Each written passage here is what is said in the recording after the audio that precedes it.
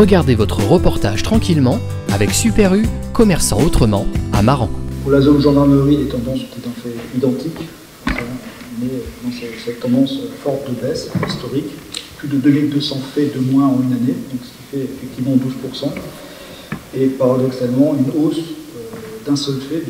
Le seul critère, le seul index qui est à la hausse, ce sont les violences aux personnes, intégrité physique. Donc on a eu des hausses qui sont de l'ordre de 27% sur la zone gendarmerie. Il y a des disparités en fonction des arrondissements, mais ces périodes de confinement, on peut le constater. Ce qui fait qu'on a une baisse du nombre de gardes à vue sur certains faits comme les cambriolages. On a une explosion par exemple des gardes à vue sur les violences physiques, ce qui fait que cette année, nous avons eu une hausse de 12% des gardes à vue. Pour la zone gendarmerie est essentiellement portée par la lutte contre les violences faites aux personnes. Dans ces violences faites aux personnes, je rejoins les éléments qui ont été apportés par les deux procureurs, ce sont une forte augmentation des femmes et des mineurs victimes. Un chiffre à retenir, c'est que la moitié des victimes sont des mineurs. Alors ces violences intrafamiliales, il y a un chiffre qui glace, c'est la gendarmerie intervient toutes les 4 heures sur une violence intrafamiliale, ça en fait à peu près 2000 interventions par an. Donc ça c'est le chiffre qui est en augmentation et sur lequel on a mis un dispositif de lutte. Donc, en zone gendarmerie pour la Charente-Maritime. C'est des interventions. Pour faire face, nous avons effectivement, j'allais dire, un alignement des planètes, puisque nous avons eu le Grenelle des violences faites aux femmes qui s'est mis en place. On a eu l'appui du corps préfectoral et également des élus pour mettre en place des intervenants sociaux, aussi bien en commissariat qu'en gendarmerie. On a eu effectivement des dispositions de la part des deux parquets, j'allais dire, politique pénale plus répressive. Et donc, on a pu mettre en place des cellules de lutte d'atteinte aux personnes en complément de ces intervenants sociaux. Et je vous annonce que le 8 mars, nous allons inaugurer une nouvelle structure gendarmerie, la Maison de la Confiance et de la Protection des Familles, qui sera située à Tonnet-Charente, qui aura une compétence départementale. Donc pour faire face à l'événement, j'allais dire, le seul indicateur qui est en hausse, on a mis énormément de moyens en place pour lutter, et ça apporte ses fruits, puisque effectivement, c'est là où nous avons le taux d'élucidation le plus élevé. Voilà.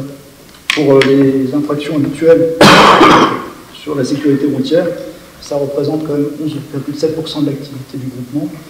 C'est une activité qui reste soutenue. Juste un petit point, en 2018, nous étions, pour la zone gendarmerie, le 12e sur 12 de l'ensemble de la zone de la région Nouvelle-Aquitaine. Là, nous avons frôlé le podium. Nous étions à moins 37% de tués au dernier état-major de sécurité. Le mois de décembre a été catastrophique. On est passé de moins 37 à moins 25. En un mois, statistiquement, c'est énorme, ce sont beaucoup de vies.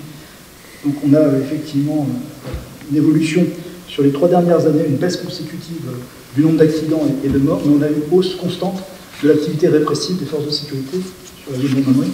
62% des infractions qu'on relève, ce sont des infractions graves, génératrices d'accidents. Alors vous qui mettez les chiffres, ce sera 1838 alcoolimiques méthodologiques et plus de 50 000 infractions à la vitesse. 40 000 infractions à la vitesse sont relevées par tout ce qui est appareil automatique, par des présentations sur le système. Donc c'est une activité à la sécurité qui reste en hausse. Il faut savoir que dans la sécurité,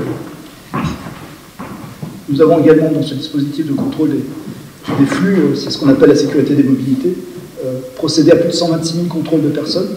Toutes ces personnes sont passées au fichier, ce qui nous a permis, par exemple, dans ce dispositif de sécurité des mobilités, de retrouver 319 personnes recherchées. Donc on est sur le bord de la route, ce n'est pas uniquement pour relever les infractions en sécurité routière, c'est pour réellement contrôler tout ce qui passe. Voilà. Ça a conduit à 2030 rétention de véhicules, 3368. Immobilisation, ça c'est pour la sécurité routière. Un élément qui est fort cette année pour la zone gendarmerie, c'est l'augmentation des violences à l'égard des forces de sécurité intérieure. On a multiplié par 2,5 le nombre de violences commises à l'égard des gendarmes en 2020. Donc voilà, j'en profite pour remercier le soutien chaque fois qu'il y a une infraction commise à l'égard des forces de l'ordre. On a quand même le soutien des parquets, une réponse pénale ferme. Je tiens à le dire, à le remercier. Chaque fois que les gendarmes sont blessés, il y a effectivement des réponses fermes qui seront données.